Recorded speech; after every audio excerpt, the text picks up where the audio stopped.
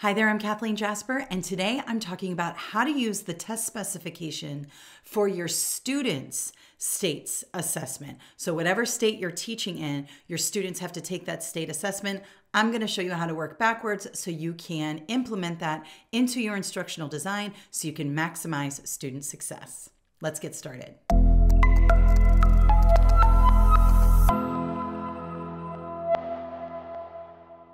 All right, so one thing I was always really good at when I was a teacher was working backwards from the test specifications and helping my students achieve. And I basically do the same thing now as, my job. I basically go in and look at the test specs for the test you guys take as teachers, and I work backwards and I build study guides and programs and things like that based on that. You should do the same in your classroom.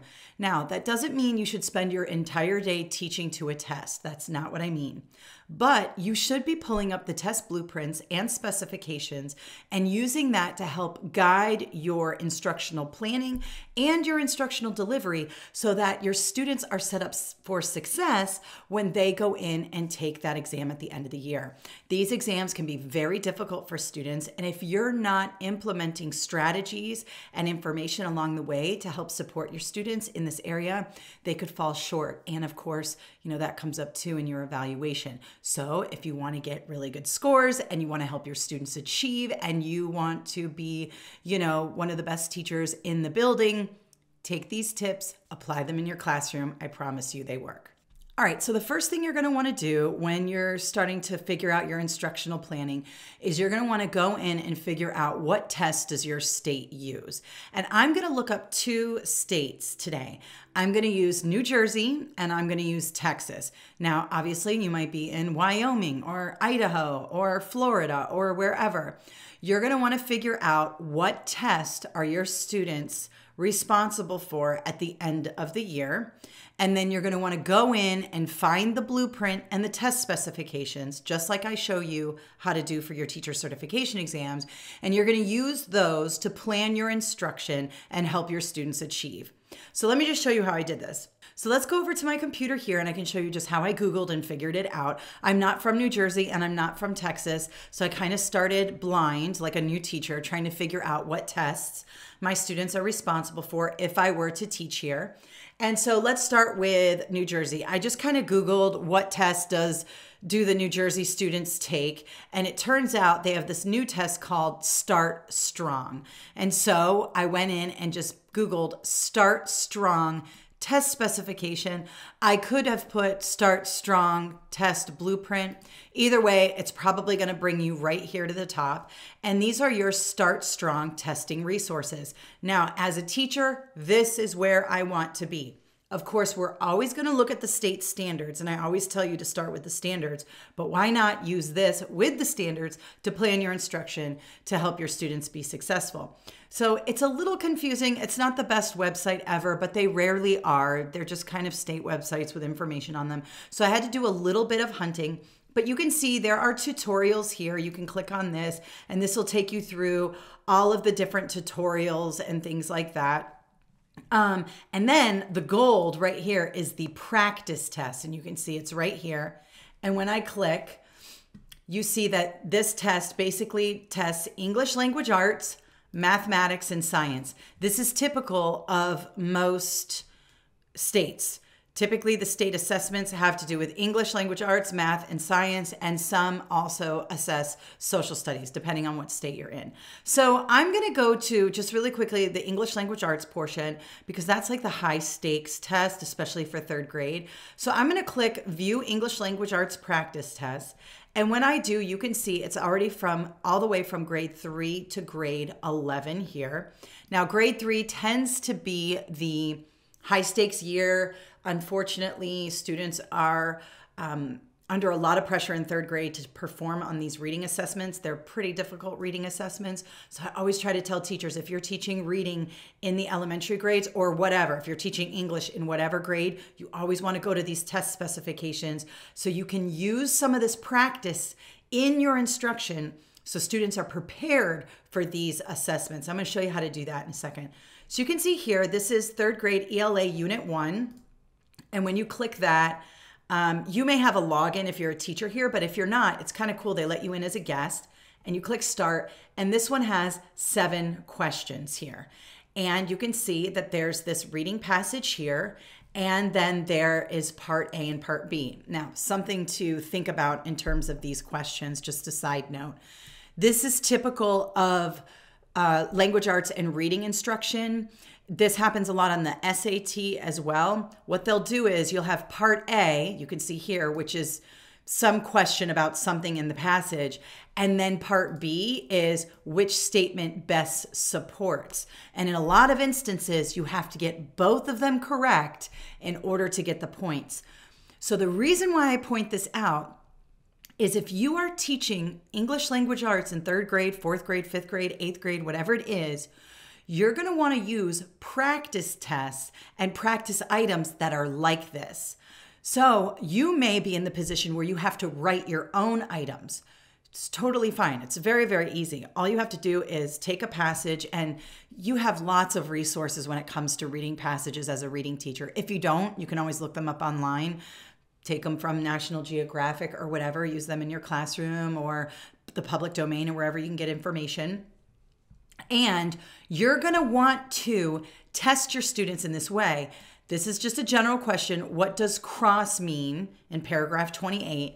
And then which statement best supports that? So when you're planning, you're going to want to make sure you're using this type of questioning to set your students up for success on these questions. And you can see, let's go to the next one. Same thing.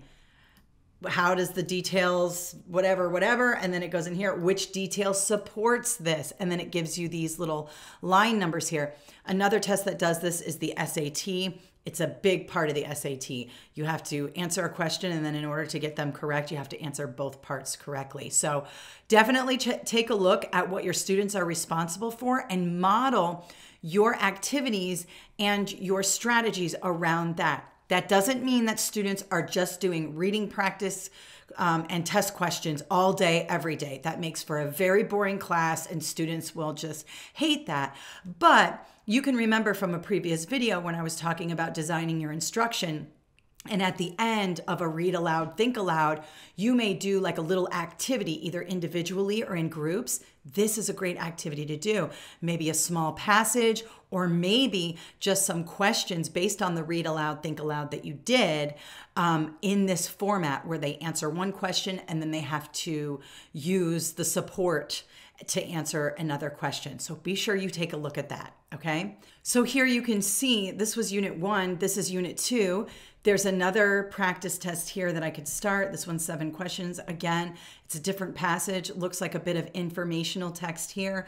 Again, we have similar type questions. There's a question here and then the support. And then it goes on and on. There's Unit 3 and all of that. Now, you're going to run out. You know, this is an entire year you're teaching. So obviously, these practice test questions are not going to last you throughout the entire year, but at least you get the structure of how the questions are presented and the types of passages you're going to have your students work on, and then you can develop lessons around this. This is working with the end in mind. What is the end? The end is the state assessment at the end of the year and the standards in which it assesses. So you want to plan with the end in mind, and you want to take a look and make sure that you are using similar type passages with similar type questions in your activities. Now, beyond just the test questions, you're going to want to take a look at the standards, obviously, to kind of mold your objectives or build your objectives. And in this particular state, New Jersey, the way I found them was going under parent resources. You have ELA, mathematics, and science. You click ELA here, and you can see that you have English language arts, and then the standards pull up here. So you're always going to want to be thinking about those standards as you're building your instruction, but also with that, you want to balance the test questions as well. I'm telling you, if you can work backwards based on the test specifications and the test questions and intermingle those standards along with the curriculum plan, you're going to do really well on not only planning your instruction and delivering your instruction, but also you're going to help your students pass those exams, and you're going to have higher scores in the school, which means, you know, you have a good evaluation and all of that. Now let's just take a quick look at the science practice test, because this is really fun with science. Obviously, that was my content area as well. Let's just go to grade 5 science, and you can see there's only one practice test here for unit 1. But if we go in here, we can take a look. It's just going to take a second for me to get in. There's 17 questions here, all right? And now you can see these are pretty complex questions. It's asking you to tell me which one supplies the electric current, which one carries the electric current, and which one causes the coil to spin. Now, you can do a test question in your classroom just like this after you do the unit or something like that.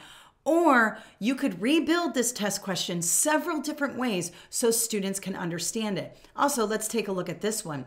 Which device could be operated with a similar conversion of electricity? And then they have it here. Maybe take this item and modify it in several different ways, rewrite it in several different ways, so your students have a really good understanding of this concept.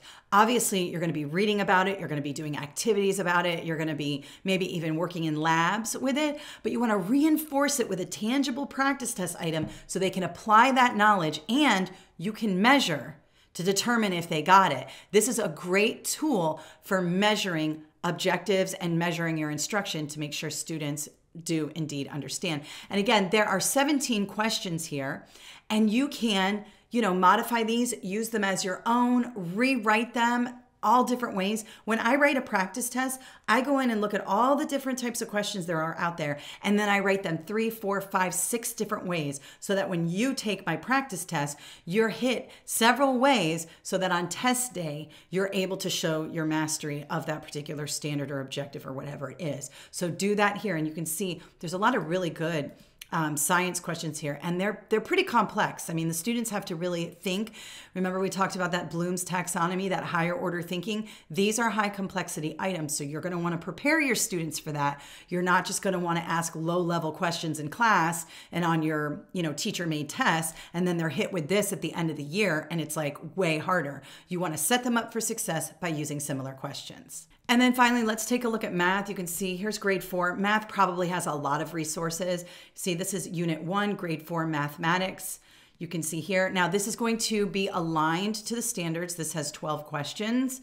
And of course, you've got a little bit of a diagram here. They have to actually enter in the information here. You can see this right here, you could make up a whole worksheet just on this type of complex multiplication. We have part A, part B. Look at this item here. This is a very complex item. You could rebuild this item in your classroom. You could project this item onto your whiteboard or onto your smartboard and have students work through it. You could even take this item and take it further and make up 3 or 4 more questions. So it's really important we take a look at these and build our questions accordingly. Now let's talk about Texas. I figured out that Texas uses a student assessment called the STAR, S-T-A-A-R resources, which makes sense. Everything Texas does has to do with like being Texas and like the Texas Star and things like that. And you can see here that all I did was Google what tests do students take in Texas, and it came up here as the STAR exam. And when I dug a little deeper, look at this. You can see here blueprints. Do you see this term blueprints here? Remember, we're always looking at the test blueprint, right? That blueprint should be printed out on your desk. That should be your Bible. When you're typing up your lesson plans, you're going by that blueprint and kind of making sure that you're hitting all of those things. So let's take a look at this. Let's go to grade 6 reading. Let's just click that. And this is the blueprint, and you can see here are the standards. Okay, they call them the expectation here.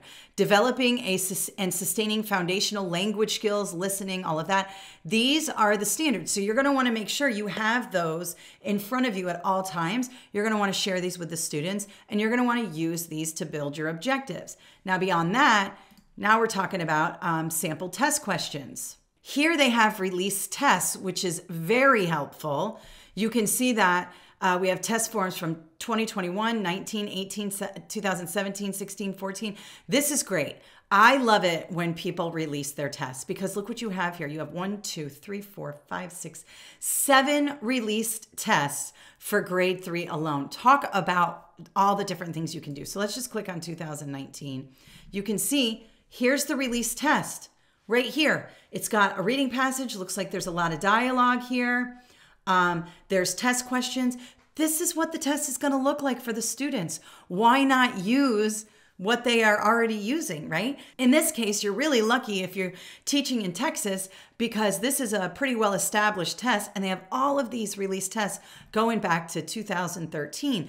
I would be pulling those up. I would be using those as activities, not your only activities. Obviously, we're not here to just do test prep all day, but remember, at the end of a lesson, at the end of an activity, maybe you throw them a couple test questions from the released 2019 reading test or math test or science test or whatever it is, and help them build that knowledge. That's really, really important.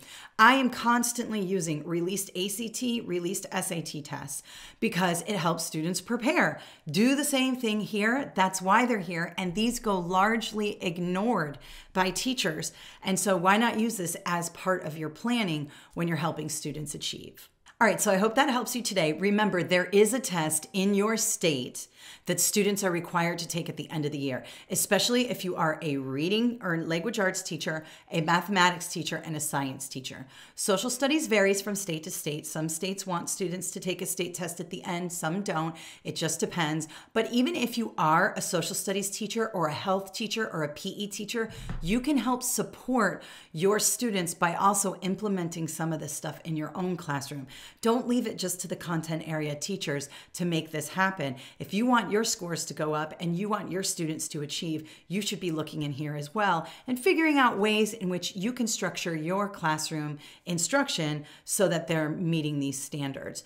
But if you are a content area instructor and you're working on those reading assessments, math assessments, and science assessments, go find the test that your students have to take at the end of the year. Look at the specification, look at the standards assessed, and then go straight to those practice test questions. Make sure you kind of divvy them out throughout your lesson plans, and make sure your students understand the structure of the questions. Remember, that's half the battle. How they're being asked, teach them to work backwards. All the things I teach you to do, teach your students to do using their release test and those practice items. All right, I hope you enjoyed that hack today. Let us know if you have any questions in the comments below. Please give this video a thumbs up if you enjoyed it, and consider subscribing to our YouTube channel. Let your colleagues know we're here, and thank you so much for watching. Thank you so much for watching. We have a ton of videos on my YouTube channel. Please consider subscribing and following me on my social media networks @Kathleen Jasper. Have a great day.